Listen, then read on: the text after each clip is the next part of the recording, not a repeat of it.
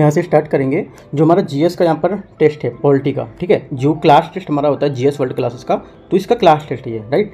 तो ये 6 अप्रैल 2024 को कंडक्ट किया गया था, राइट। तो अभी यहाँ से जो भी एग्ज़ाम होना है हमारा आरओ का जो एग्ज़ाम होना है, ठीक है, अभी दिसंबर में, और अभी यूपी पीसीएस का भी एग्ज़ाम होना है 27 अक्टूबर तक, ठीक है। तो वो उसमें भी यहाँ पर काफ़ी इंपॉर्टेंट रहेंगे क्वेश्चन, राइट।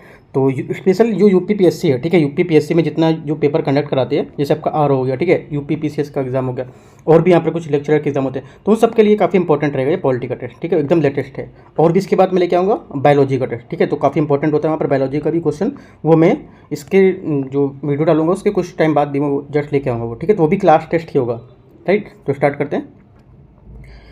यहाँ पे पहला क्वेश्चन है, निम्नलिखित कथनों पर आपको विचार करना है, ठीक है। भारत की संसद किसी कानून विशेष को भारत के संविधान की नवीन सूची में क्या डाल सकती है, ठीक है, कौन, भारत की संसद, ठीक है।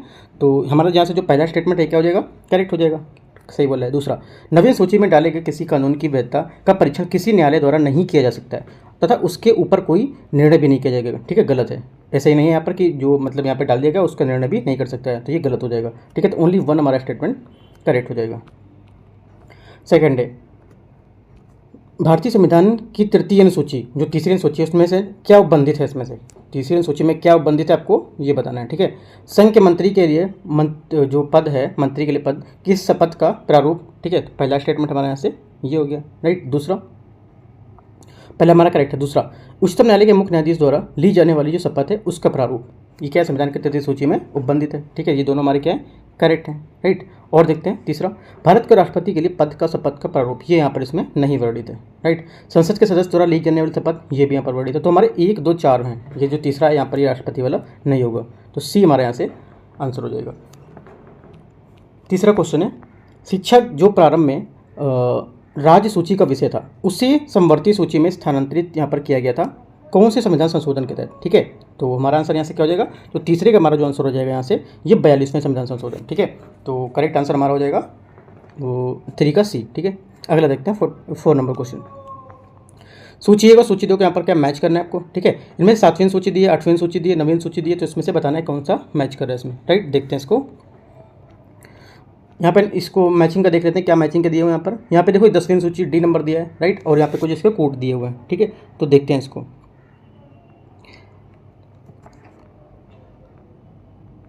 देखो यहाँ पे जो ये बोल रहा है 7वीं अनुसूची, ठीक है, 8वीं अनुसूची और 9वीं अनुसूची। देखो 7वीं अनुसूची में क्या वर्णित है आपको यहाँ पर ये बताना है, ठीक है, और 8वीं अनुसूची में क्या वर्णित है ये बताना है। तो यहाँ पे हम यहाँ से मैच कर लेते हैं सीधे से, देखते हैं इसमें। देखो यहाँ पे जो आपका आंसर होगा आपका यहाँ से हो जाएगा, पहले ए का जो आपका 3 है, ए का 3 और बी का आपका 1, ठीक है। ए का 3 में हमारा क्या था, 7वीं सूची, ठीक है, उसका आपका जो संघराज्य संवर्धित था, ठीक है। बी का 1 आपका 8वीं सूची में जो हमारे दल बदल जो भाषाएं हैं उसमें दी गई, ठीक है। 9वीं सूची में क्या दिया गया, और जो 10वीं सूची में हमारा दल बदल के आधार पर जो निर्णय है वो की गई, ठीक है। तो इस टाइप से हमारा जो आंसर होगा चौथे का, इसका हो जाएगा डी नंबर यहाँ से, राइट। यहाँ से देखो अगर 2 आपको आंसर आते होते, ठीक है, 2 आपको आते तो दोनों आप यहाँ से करेक्ट कर सकते थे, ठीक है। 3 और 1 के अलावा अगर ये सी नंबर आपको स्टेटमेंट पता होता तो वहाँ से कर सकते थे, ठीक है। तो हमारा डी यहाँ से आंसर हो जाएगा। ये जो क्वेश्चन होते हैं इससे आपको 2 अगर करेक्ट पता है, ठीक है, तो वहाँ से आप आंसर 70% तक आंसर अपना करेक्ट कर सकते हो, ठीक है। अगला 5वां नंबर क्वेश्चन, 26 जनवरी 1950 को भारत की वास्तविक संवैधानिक जो स्थिति है वो क्या थी, ठीक है। भारत जो हमारी स्थिति थी वो क्या थी, करेक्ट आंसर हो जाएगा 5वें का हमारा, ये संपूर्ण प्रभुत्व संपन्न लोकतांत्रिक क्या गणराज्य, ठीक है। तुम्हारा बी यहाँ से इसका करेक्ट आंसर हो जाएगा 5वें का, राइट। अगला देखते हैं 6वां नंबर क्वेश्चन, भारत के संविधान की प्रस्तावना में कितने प्रकार के न्याय, स्वतंत्रता, समानता और जो भ्रातृत्व है उसी का क्रम में उल्लेख यहाँ पर किया गया, ठीक है। करेक्ट आंसर हमारा 6वां हो जाएगा यहाँ से आपका जो यहाँ पे दिया हुआ है इसका आपका हो जाएगा 3, 5 है ना, 3, 5 और आपका 2, 1, राइट। ये आपका इस टाइप के आंसर होगा। बट यहाँ पर उल्लेख किया गया था प्रस्तावना कितने प्रकार के न्याय, स्वतंत्रता का समानता, उसी देखो पहले 3, ठीक है, फिर 5, फिर उसके बाद 2, फिर उसके बाद 1, ठीक है। तो हमारा इस टाइप से जो था ये इतने प्रकार की जो न्याय, स्वतंत्रता, समानता, भ्रातृत्व उसी प्रकार में क्रम में उल्लेख किया गया था इनको, ठीक है, इस टाइप से। अगला देखते हैं 7वां नंबर, नीचे दिए गए 2 कथन है यहाँ पर, ठीक है। कथन ए और जो आपका रीज़न यहाँ पर 8 दिया हुआ, ठीक है, असर्शन रीज़न है, इस पर क्वेश्चन दिया हुआ है। ए बोला है भारत एक संपूर्ण प्रभुत्व संपन्न ठीक है। संपूर्ण प्रभु संपन्न समाजवादी धर्मनिरपेक्ष लोकतांत्रिक गणराज्य है, राइट।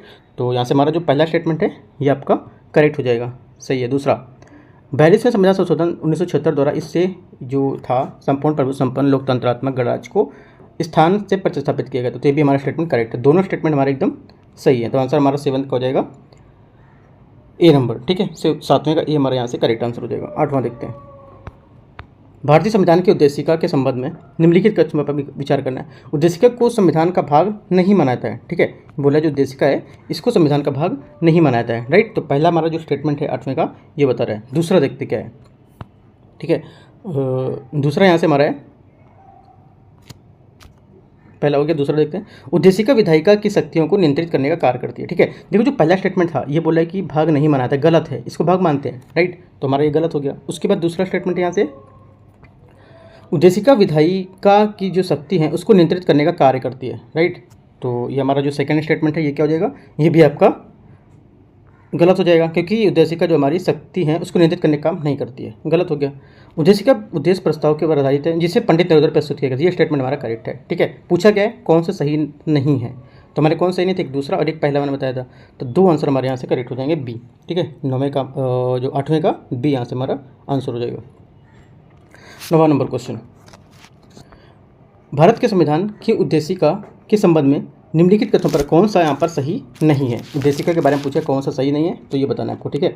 9वें नंबर में तो करेक्ट आंसर हमारा जो 9वां रहेगा यहाँ से इसका आंसर हो जाएगा, ये जो पंथ निरपेक्ष शब्द है ये सदैव उद्देशिका का एक अंश था। ये क्या स्टेटमेंट, ये आपका यहाँ से गलत है, ठीक है।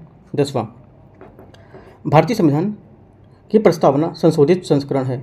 जो भारतीय संविधान की प्रस्तावना है संशोधित संस्करण में से कौन सा है इनमें से, ठीक है। करेक्ट आंसर 10वें का हो जाएगा हमारा उद्देश्य प्रस्ताव का यहाँ पर संशोधित संस्करण है।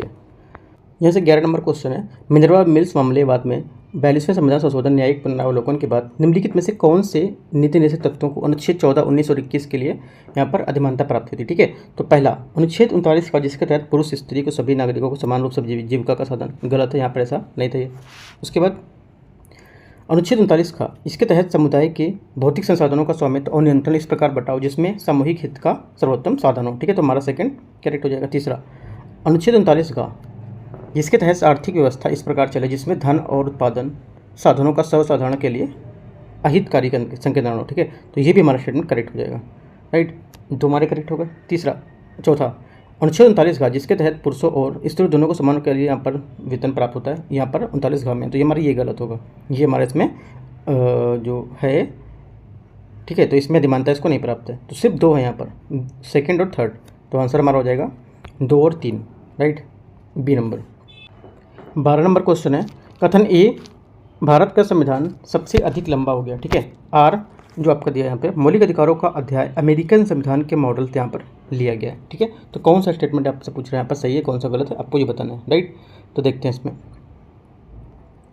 पहला बोला है जो भारत का संविधान सबसे लंबा है, सही बात है। दूसरा, मौलिक अधिकारों का अध्याय अमेरिकन संविधान के मॉडल से लिया गया, ये भी बात एकदम करेक्ट है, दोनों बातें एकदम सही है। लेकिन ये इसकी व्याख्या नहीं कर रहा, देखो यहाँ पे बात कर रहा है संविधान सबसे लंबा है, ठीक है। तो संविधान के आगे बात करनी चाहिए थी, लेकिन बोला है मौलिक अधिकार को यहाँ पर ला दिया, ठीक है। ये चीज़ यहाँ पर इसकी व्याख्या नहीं कर रहा है, बात दोनों सही है लेकिन इसकी व्याख्या नहीं कर रहा है। तो हमारा आंसर क्या हो जाएगा, 12 का आंसर हमारा हो जाएगा बी, ए और दोनों सही लेकिन आर ए की व्याख्या नहीं करता है। 13 नंबर, संविधान के अनुच्छेद 26 में धार्मिक कार्यों के प्रबंध की स्वतंत्रता पर क्या प्रतिबंध लगाया गया है, ठीक है। क्या प्रतिबंध लगाया गया था, तो हमारा 13 का जो आंसर हो जाएगा यहाँ से ये हो जाएगा लोक व्यवस्था पर, ठीक है। उसके बाद जो हमारा सदाचार था, ठीक है, लोक व्यवस्था था, उसके बाद सदाचार था, उसके बाद यहाँ से आपका हो जाएगा स्वास्थ्य, ठीक है। इन पर क्या है, जो अनुच्छेद 26 है उसमें धार्मिक कार्यों के लिए स्वतंत्रता पर प्रतिबंध लगाया गया था, ठीक है। तो आंसर हमारा हो जाएगा डी। 14, भारत में अस्पृश्यता के निवारण के निम्न में से उपाय कौन कौन से उपाय इसमें से किए जा सकते हैं, ठीक है। तो करेक्ट आंसर क्या होगा, देखते हैं इसको।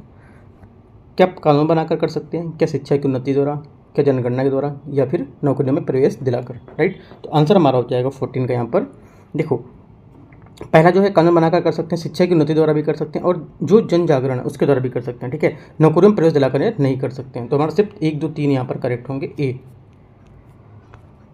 15 नंबर, भारतीय संविधान में समता का अधिकार 5 अनुच्छेदों द्वारा पर प्रदान किए गए, ये हैं कौन कौन से हैं, ठीक है। 5 अनुच्छेदों द्वारा प्रदान किए गए कौन कौन से हैं ये, तो करेक्ट आंसर हमारा यहाँ से 15 का हो जाएगा आपका 14 से 18, ठीक है। 14 14, 15, 16, ठीक है, 17 और 18, राइट। हमारा आंसर क्या हो जाएगा? 15 का बी यहाँ से हमारा सी होगा, ठीक है। 14 से 18 सी आंसर हो जाएगा। 16 नंबर, भारतीय संविधान में निम्न में से कौन सा अधिकार प्रदान नहीं करता? जो भारतीय संविधान है निम्न में से कौन सा अधिकार ये प्रदान नहीं करता है, राइट। करेक्ट आंसर यहाँ से 16 का हो जाएगा आपका ये समान आवास का अधिकार, ये नहीं करता है। 17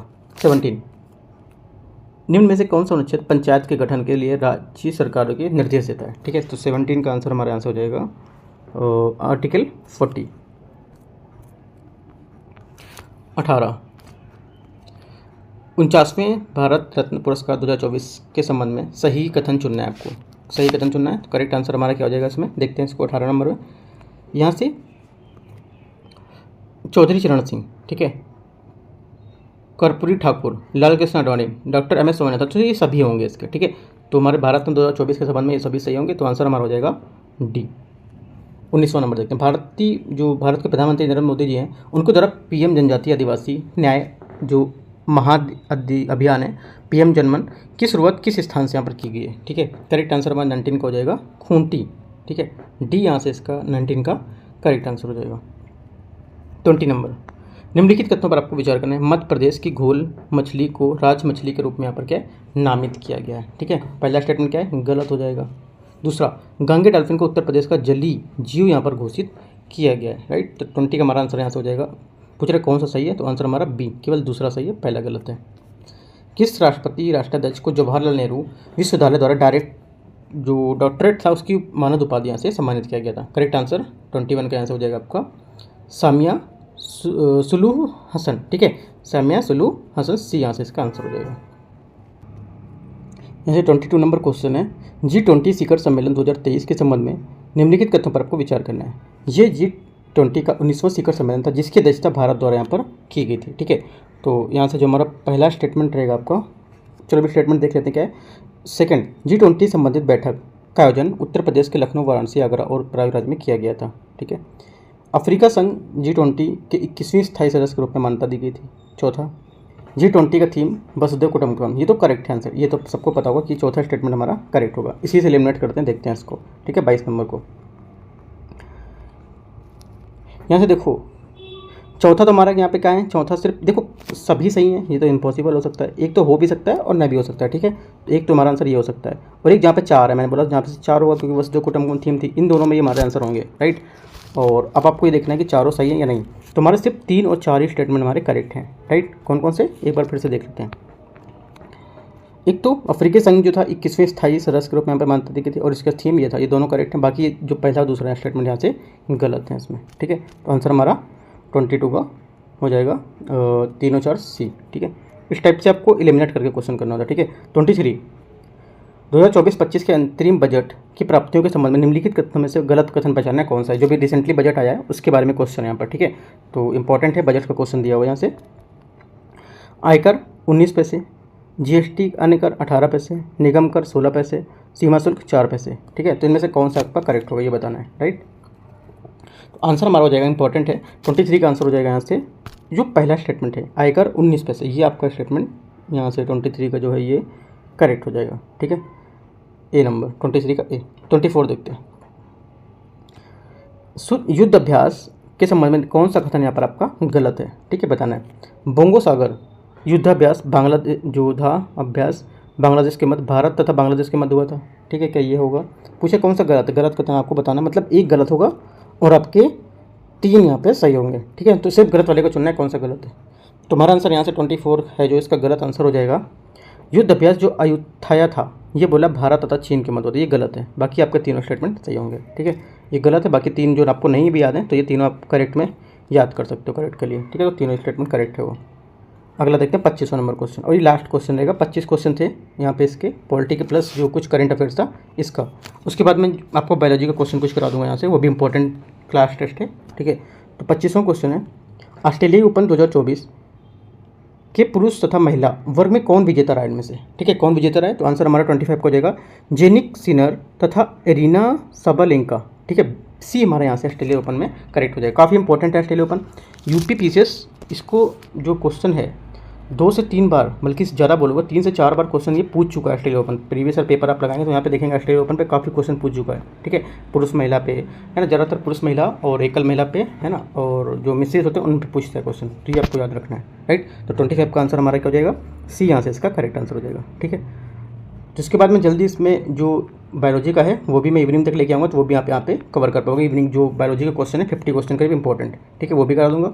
और जो यूपी स्पेशल है उसके भी कुछ क्वेश्चन लेके आऊँगा, वो भी आप यहाँ पे कर पाएंगे, ठीक है। तो जितने भी टेस्ट अभी जीएस वर्ल्ड में हो रहे हैं तो मैं आपको सब एक एक करके कराता जाऊँगा, राइट। तो टेलीग्राम चैनल भी आप ज्वाइन कर सकते हैं, मैं यहाँ पे लिंक दे दे रहा हूँ, तो वहाँ से आप जुड़ के आप में कुछ डाउट रहता है क्लियर कर सकते हैं। और जो मैं द हिंदू रहता है वहाँ पे उसका हिंदी में आपको प्रोवाइड कर देता हूँ, ठीक है। तो वो भी आप यहाँ पे देख सकते हैं, right. All the best, thank you.